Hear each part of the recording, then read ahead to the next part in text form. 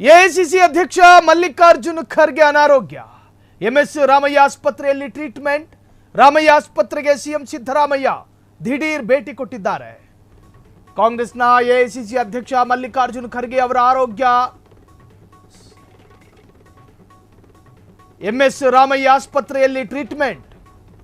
ಇದ್ದಕ್ಕಿದ್ದ ಹಾಗೆ ರಾಮಯ್ಯ ಆಸ್ಪತ್ರೆಗೆ ದಾಖಲು. ರಾಮಯ್ಯ ಆಸ್ಪತ್ರೆಗೆ ಈಗಾಗಲೇ ಸಿದ್ದರಾಮಯ್ಯನವರು ಭೇಟಿ ಕೊಟ್ಟಿದ್ದಾರೆ. ಆರೋಗ್ಯ ವಿಚಾರಿಸಿದ ಸಿಎಂ ಸಿದ್ದರಾಮಯ್ಯ. ಕಾಂಗ್ರೆಸ್ನ ರಾಷ್ಟ್ರೀಯ ನಾಯಕನ ಆರೋಗ್ಯದಲ್ಲಿ ಏರುಪೇರು. ಮಲ್ಲಿಕಾರ್ಜುನ್ ಖರ್ಗೆ ಅವರ ಆರೋಗ್ಯ ಸ್ಥಿರವಾಗಿದೆ.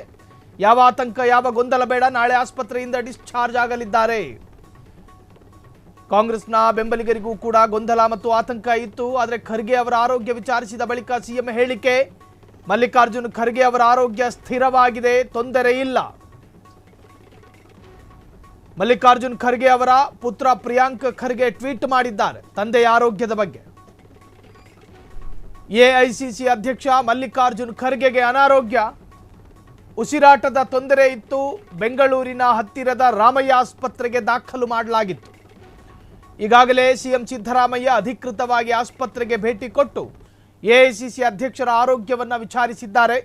ಆರೋಗ್ಯ ಸ್ಥಿರವಾಗಿದೆ. ಕಾಂಗ್ರೆಸ್ ಬೆಂಬಲಿಗರಿಗೆ ಯಾವುದೇ ಆತಂಕ ಬೇಡ. ರಾಜ್ಯದ ಜನ ಗೊಂದಲಕ್ಕೀಡಾಗಬೇಡಿ.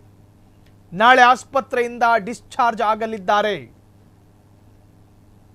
ಪ್ರತ್ಯೇಕವಾಗಿ ವಿಚಾರಿಸಿ ಬಂದಂತಹ ಸಿಎಂ ಸಿದ್ದರಾಮಯ್ಯ ಹೇಳಿಕೆಯನ್ನು ಕೊಟ್ಟಿರುವಂತಹದ್ದು. ಜೊತೆಗೆ ಪ್ರಿಯಾಂಕ್ ಖರ್ಗೆ ಅವರ ಅಧಿಕೃತ ಟ್ವಿಟರ್ ಖಾತೆಯಲ್ಲಿ ತಂದೆಯ ಆರೋಗ್ಯ, ಎಐಸಿಸಿ ಅಧ್ಯಕ್ಷರ ಆರೋಗ್ಯ ಸ್ಥಿರ ಎನ್ನುವ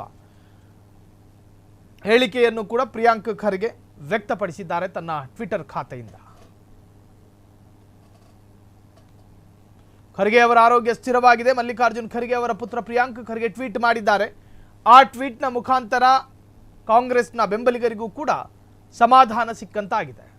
ಕ್ಷಣ ಕ್ಷಣದ ಸುದ್ದಿಗಳಿಗಾಗಿ ಫ್ರೀಡಂ ಟಿವಿ ಸಬ್ಸ್ಕ್ರೈಬ್ ಮಾಡಿ, ಲೈಕ್ ಮಾಡಿ ಹಾಗೂ ಫಾಲೋ ಮಾಡಿ. ಹೊಸ ಸುದ್ದಿಗಳ ನೋಟಿಫಿಕೇಶನ್ಗಾಗಿ ಬೆಲ್ ಐಕಾನ್ ಮೇಲೆ ಕ್ಲಿಕ್ ಮಾಡಿ.